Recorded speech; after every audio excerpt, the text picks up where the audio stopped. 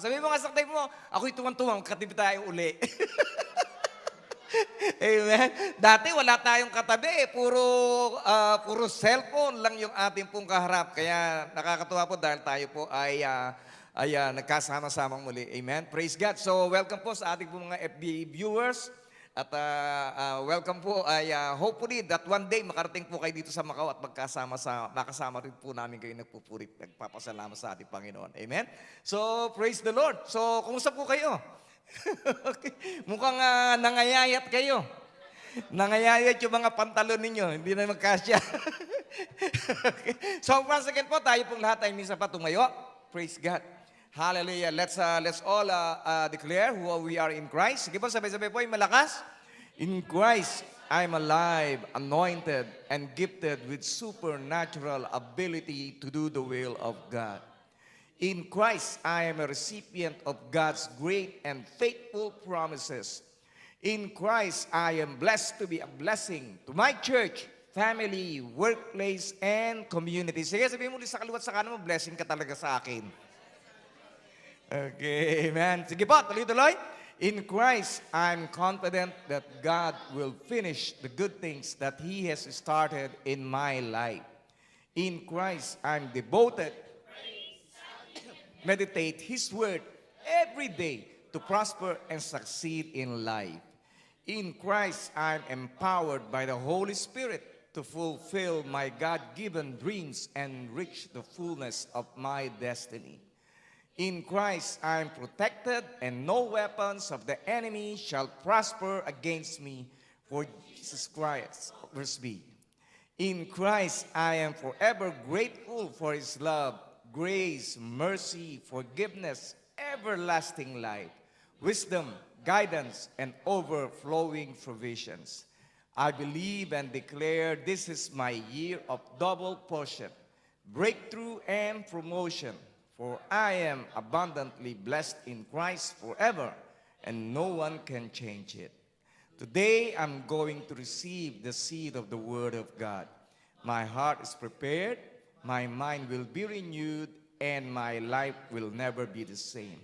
I will get stronger, wiser, and better to live a life of victory, success, and significance, all for God's glory. Father God, once again, we just want to thank you, O Lord, dahil minsan pa kami po ay nagkasama-sama sa lugar na ito upang ikaw ay purihin, pasalamatan at mag-aral ng iyong manalasat. Gamitin mo lamang ako, Diyos, upang maging daluyan ng iyong mga salita. And I believe, Lord God, that each and every one of us tonight ay may empower, Panginoon, dahil sa iyong presensya, dahil sa iyong banal na salita. Once again, we thank you. We honor you. In Jesus' name we pray. And everybody says, Amen and amen, amen. Sige po, we can be seated in the presence of God. Hallelujah. We have started a series about reset. Ano po? Bakit? Kasi kailangan meron pong mga reset sa ating pong buhay. Meron po tayong mga experiences ito mga nakaraang buwan. If I'm not mistaken, it's about 40 days. Tama ba? Or maybe more or less 40 days tayo po ay nakakulong. Kaya kung ano po yung mga drama po natin, okay, cancelahin na po natin. Okay, yung uuwi na ako. Okay. Yung bang hindi na ako makakahanap ng trabaho. Yung mga drama po natin, medyo alisin na po natin. Okay? Because God is resetting our mind. Dapat i-reset na po natin ang ating pong isipan. Wala naman nangyayari sa akin dito. Hindi ba? So, praise God. So, alam ko po na marami po sa atin ay naapektuhan. Hindi lamang po kayo, all of us. Lahat po tayo. Dahil hindi po tayo sanay na tayo po ay makulong sa ating pong mga sarili-sariling mga tahanan. And I'm blessed because kasi kasama ko ang aking pamilya. Amen? Kaya po, praise God. So, ngayon po magkakasama po tayong muli. Kaya i-reset mo. Sabi mo kasi tayo, i-reset mo na ang utak mo. Okay? Amen? Hindi lang yung utak mo, pati yung heart mo, pati yung damdamin mo, i-reset mo na.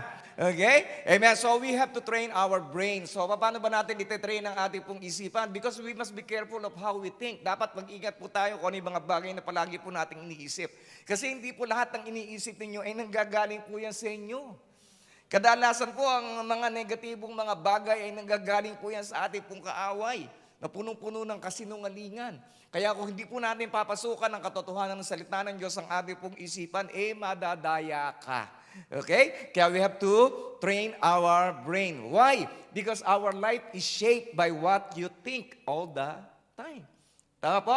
Ang ating pong buhay ay nahuhugis, nahuhubog sa pamamagitan ng mga bagay na palagi nating iniisip.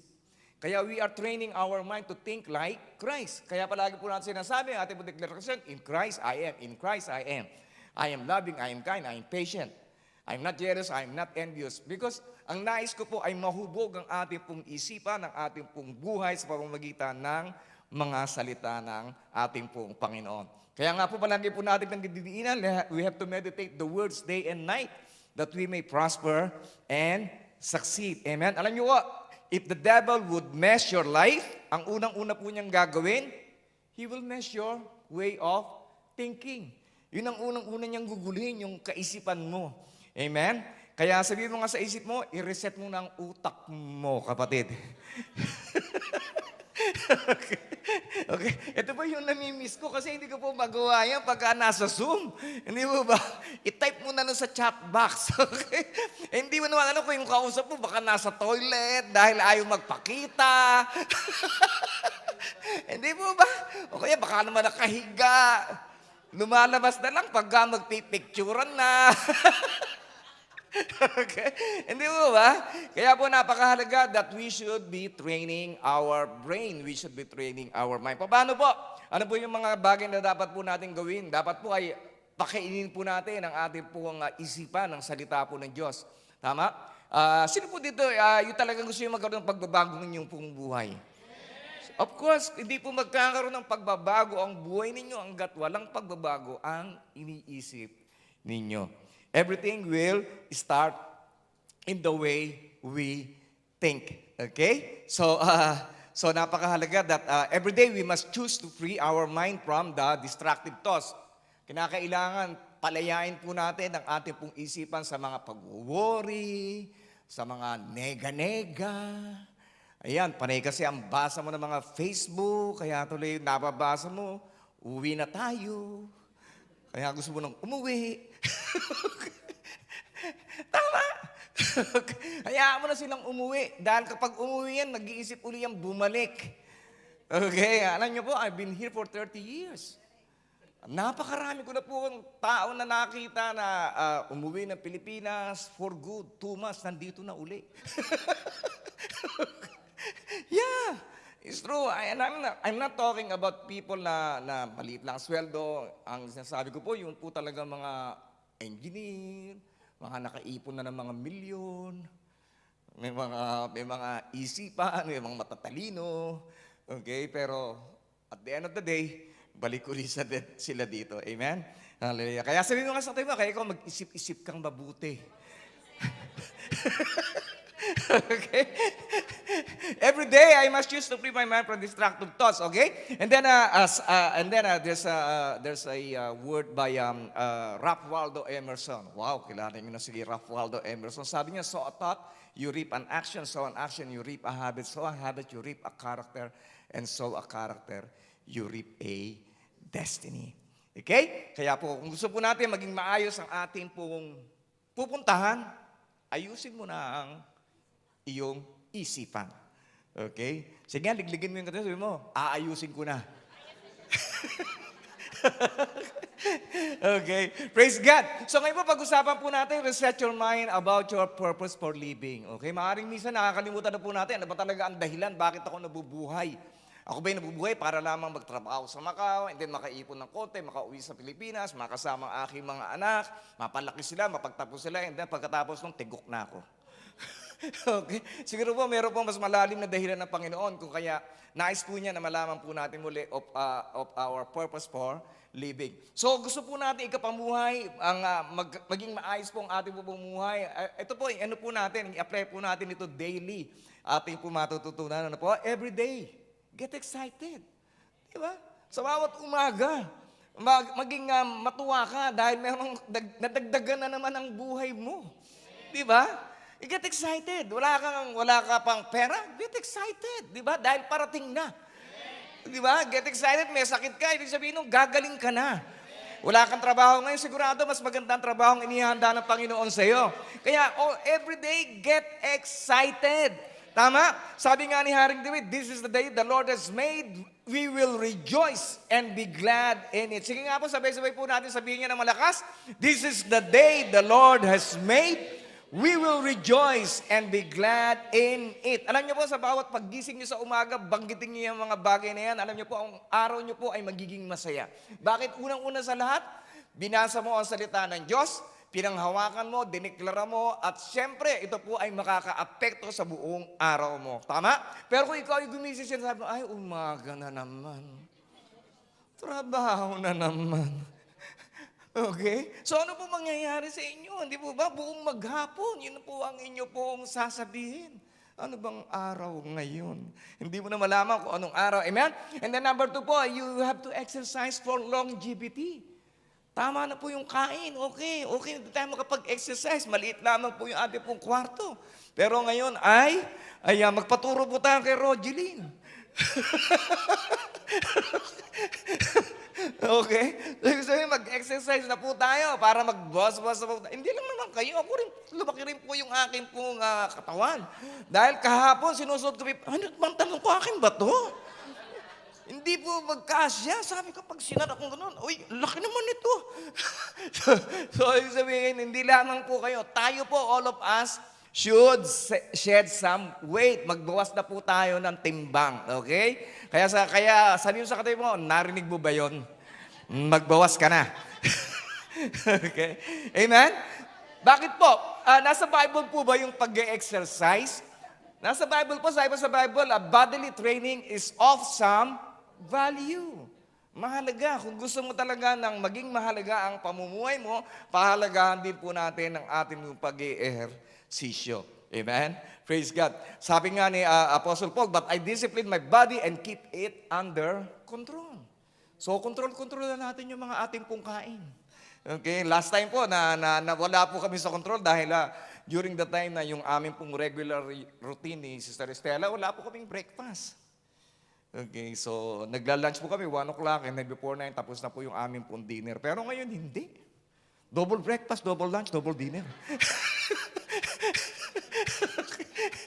Okay? So, isa nawawala po tayo, tama? Kasi po, may mga nangyari, okay? So, ngayon po, let's continue start. Mag-reset po tayo ng ating po mga kakainin. Bawasan na po natin yung ating po mga migoreng. Okay? Bawasan na po natin yung ating po mga kanin. Wag na po only rice. Okay? So, let us eat healthy to be healthy.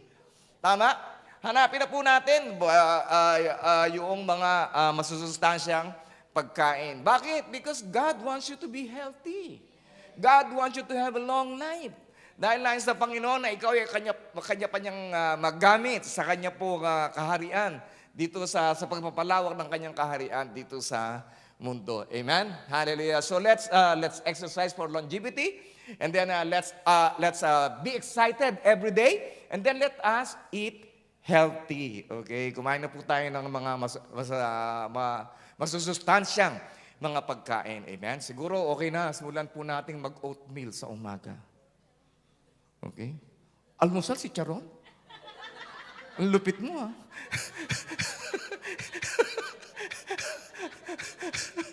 Okay? Okay? Gawin mo yan araw-araw. Next year, wala ka na dito. Naki-Lord ka na. Okay? So, sabi sa 3 John 1, sabi, dear friends, I hope all is well with you and that you are healthy. Di po ba? In body as you are strong in spirit. Amen? Kaya po, hindi po ba naapektuhan ng ating pong espiritu pagka tayo po ay medyo may sakit? Di ba? Lalambot ka. Hindi ka makabangon sa higaan mo. Tamad na tamad ka. Nakakaisang verse ka pa lang, inaantok ka na.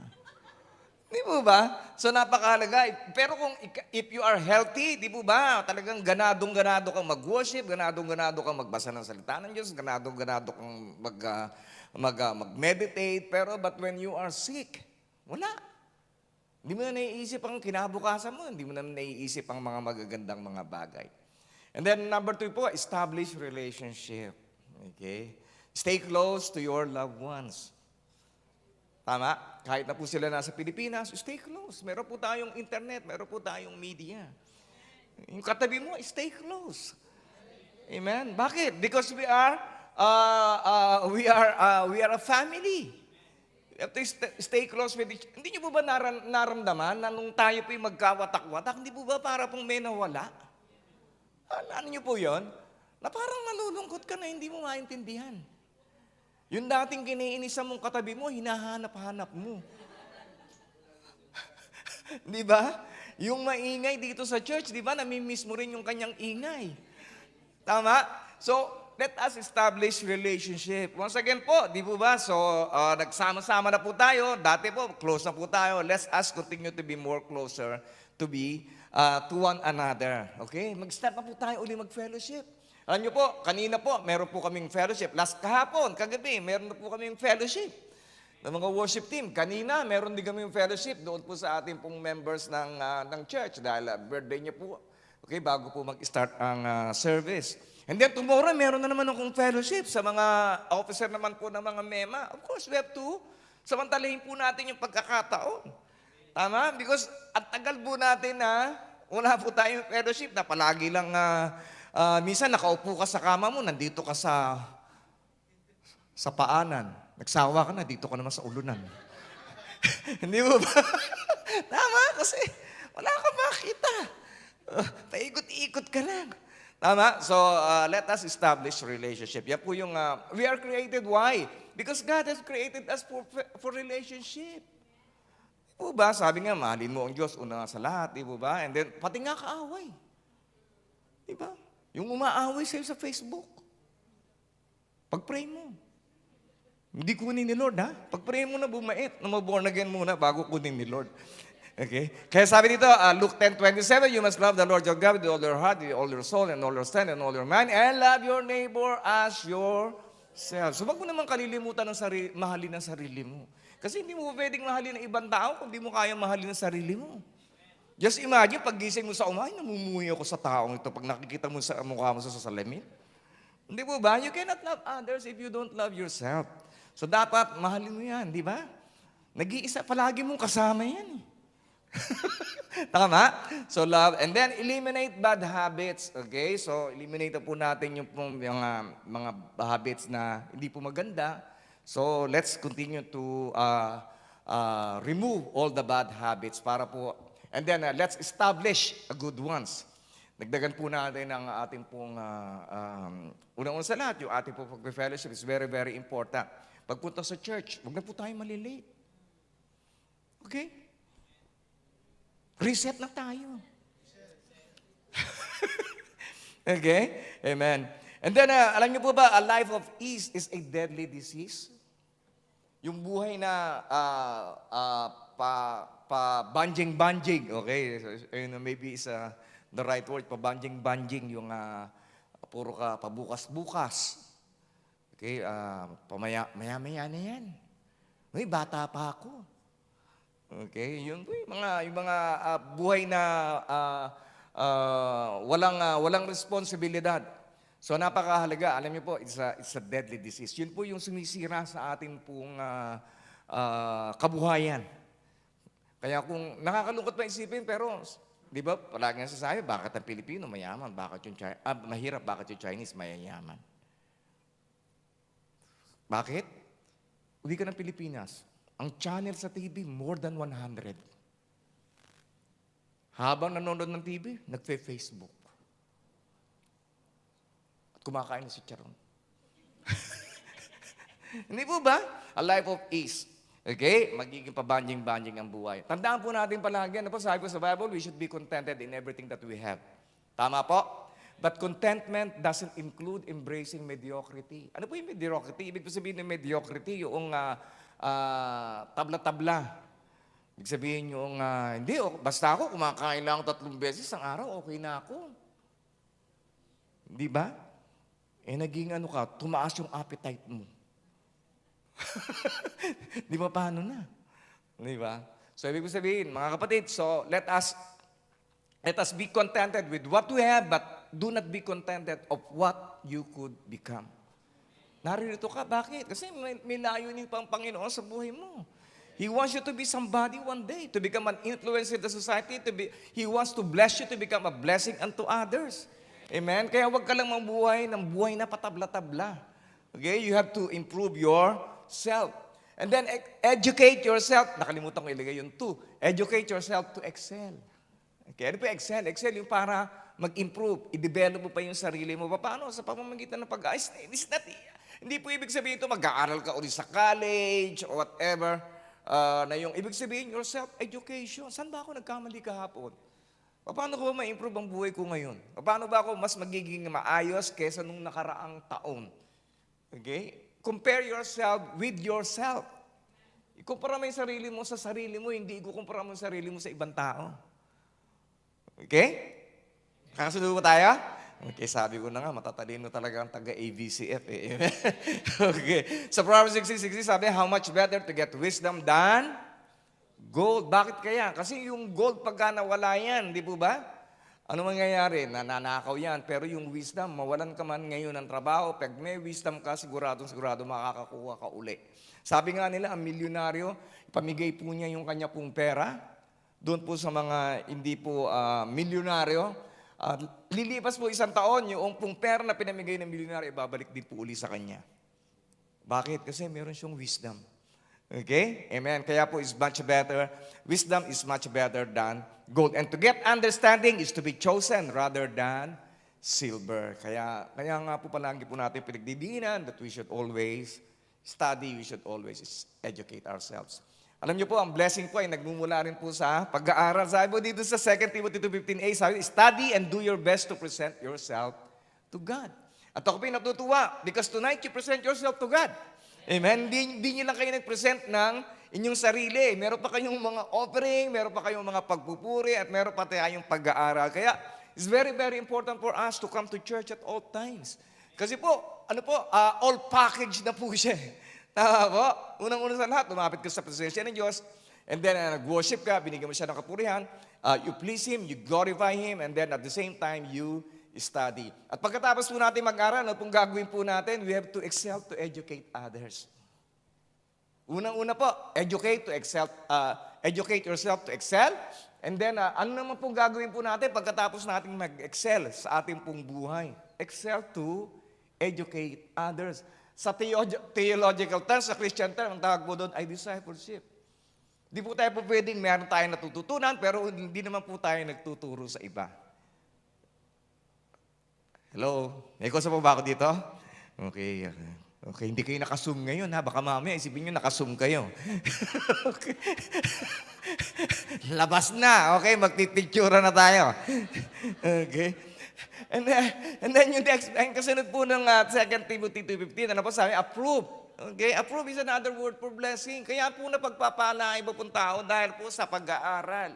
Tayo po ay nag-aaral, hindi lamang po para po sa sarili lamang po natin. Kapakanan tayo po ay nag-aaral para sa ikaluluwalhati ng ating po Panginoon. A workman tested by trial. So yung ating pong lockdown is a trial. Diba? Mahaba na ba ang pasensya mo talaga, anak? Di ba? Na-test mo yung ating pong emotion, yung ating pong damdamin. Na-test po yung katinuan ng ating isipan. Di ba? Nakakatuwa, hindi ka nabaliw. Tama? Amen? Di po ba? Hindi tayo nabaliw. Praise God. Kaya sabi niya, who has no reason to be ashamed, accurately handling and skillfully teaching the word of truth. Nakakalungkot. Ano niyo po? Ang kadalasan po na naririnig po ng mga tao ay kasinungalingan na nanggagaling sa demonyo. Kaya, di po ba, this past 7 months, kakalungkot, Macau, more than 50, 53 or 57 po yung nag-suicide. Because of the lie of the enemy. Yung latest po is only a 24-year-old. Is a schoolmate pa ni Jay. Amen. Kaya po, napakahalaga that we should continually pray at maihayag ng salita ng Panginoon, salita ng katotohanan. And then, we are a servant of the Lord, must not quarrel. So, dapat di po tayo pala away. Okay? Natingnan ka lang, inaaway mo na. Lalo-lalo yung mga asawa niyo, huwag niyo nga awayin.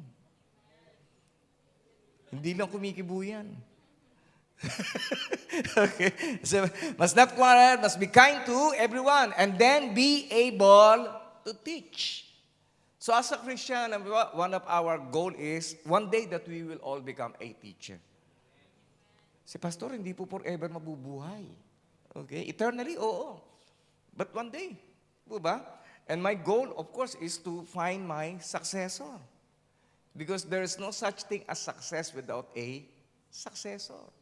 Na yung mga tinuturo ka that one day, na maituturo nyo rin sa iba.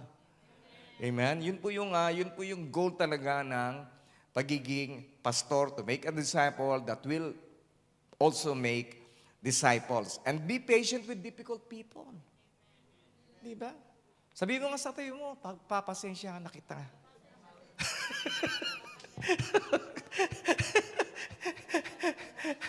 No. In this place, hindi po ba mababait ang mga tao, pero out there, marami pong difficult na tao. Hindi po makaintindi. Tagalog naman ang salita mo, hindi ka maintindihan. Tama ba? Bakit kaya? Kasi hindi ka nila naririnig lang nila yung sarili nilang tinig. Okay? Kaya, habaan mo lang ang pasensya mo. Okay? And then, gently instruct. Okay? So, yun po yung gently. Ibig sabihin, dahan-dahan. Magturo ka ng may kahinahunan. Those who oppose the truth. Doon po sa mga kumakalaban sa katotohanan. Perhaps God will change. Ito po yung prayer po natin. Perhaps God will change their hearts. Bago po yung kanila pong puso. And they will learn the truth. Matutunan din po nila ang katotohanan. Amen? Kasi hindi naman po natin hina-hard sell ang ebanghelyo. Okay? Unang-una sa lahat, ang mga bagay na kanilang nakikita, ang langit, kalawakan, ang hangin na kanilang inihinga ay sapat na para malaman nila na mayroong Diyos. Amen? And then, enjoy life without displeasing God. Alam niyo po, sabi po ng iba, pagka Kristyano ka, hindi ka na pwede mag-enjoy sa buhay mo. Kasi nungalingan, tama? Amen? Dati yun din po yung paniniwala ko, ano ba yan? Bawal uminom. Bawal manigarilyo. Bawal manood ng ganito.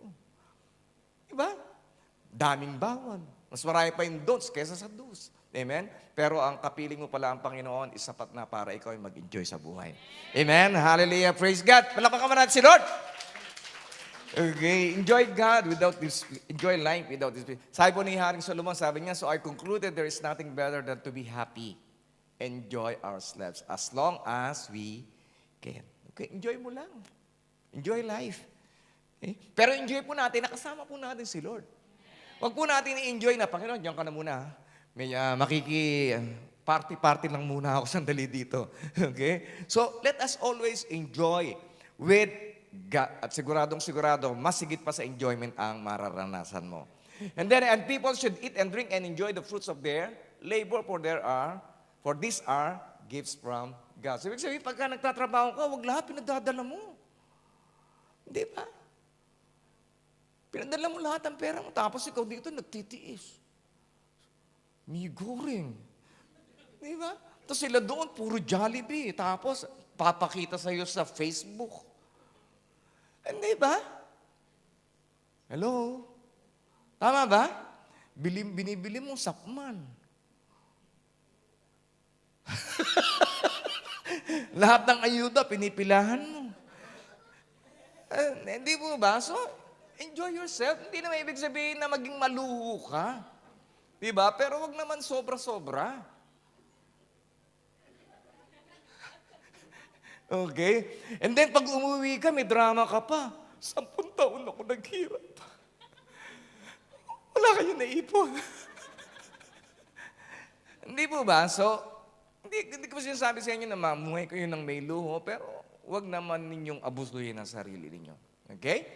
Enjoy life. Enjoy the fruit of your labor. Okay? Amen? Okay. Minsan magpa-Jollibee ka naman. Okay? Sabi ba, and I know that whatever God does is final. Nothing can be added to it or taken from it. God's purpose is that people should fear Him. Okay? Ano po ibig sabihin ng people should fear Him? Ibig sabihin, takot po tayo mawalay sa presensya ng Panginoon. Bakit? Siya po yung atin pong kalahat-lahatan. He is our all in all. He is our provider. He is our protector. Siya po yung nagkontrol ng ating pong isipan. Dapat nasira na ulo mo kung wala siya. Di po ba? Dapat namatay ka na sa lungkot nung wala siya. Pero dahil kasama natin siya, because we fear Him, ayaw natin mawalay sa Kanyang presensya. Kaya po kayo natutuwa kahit na po sa Zoom, tayo po yung nagkikita-kita. Amen? Okay, kahit picture nyo lang yung nakikita ko doon, minsan yung pangalan ninyo. Pero natutuwa pa rin ako. Amen? At least nakadagdag kayo doon sa participants. 70 participants. Okay, kaya nga lang, hindi mo siya makita. Pero purihin po ang Diyos. Amen? At tayo lahat ay... wala na kayong kawalan. Nakikita ko na kayong lahat ngayon. Okay.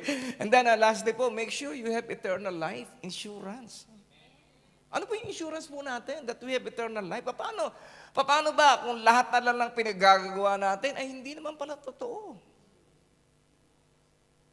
Diba? Sayang yung pag-o-offering mo, nasayang yung ng oras mo, di po ba? So we must make sure that we are eternally secured. Tama po? Alam niyo po, there's a lot of verses na nagpapatunay that we are eternally secured.